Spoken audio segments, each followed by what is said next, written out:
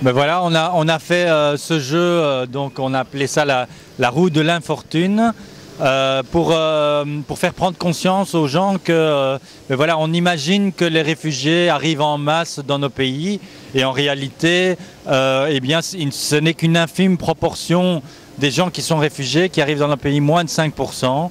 Et tandis qu'il y a plus de 66% des personnes qui restent bloqués dans leur propre pays et une autre partie qui vont dans des pays limitrophes.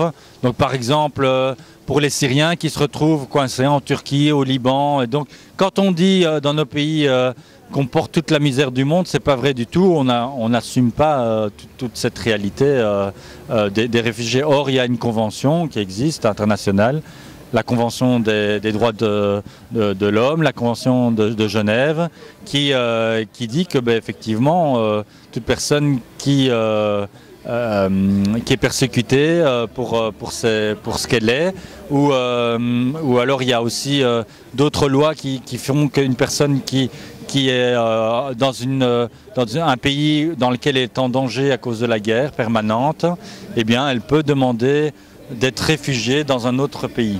Et donc, c'est un devoir de ces pays de pouvoir accueillir ces personnes-là. Et si vous aviez un conseil à donner aux dirigeants de ce monde, que diriez-vous?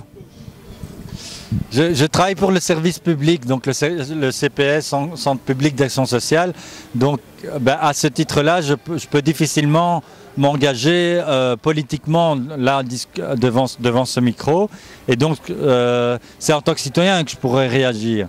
Mais donc ici, aujourd'hui, c'est même en tant que service public qu'on est là, parce que on est là pour donner des chiffres objectifs. Les chiffres que je vous ai donnés, c'est les chiffres du Haut Commissariat aux réfugiés, les pourcentages. Nous, je vous donne les pourcentages. Après, les gens en pensent ce qu'ils veulent. Et donc, s'ils veulent agir et faire pression sur les politiques pour que les choses changent, ils le font. Nous, on donne l'information objective et ensuite, ben, je pense qu'une fois les gens sensibilisés à ces réalités objectives, je crois que tout être humain qui se respecte sait en son âme et conscience ce qu'il doit faire.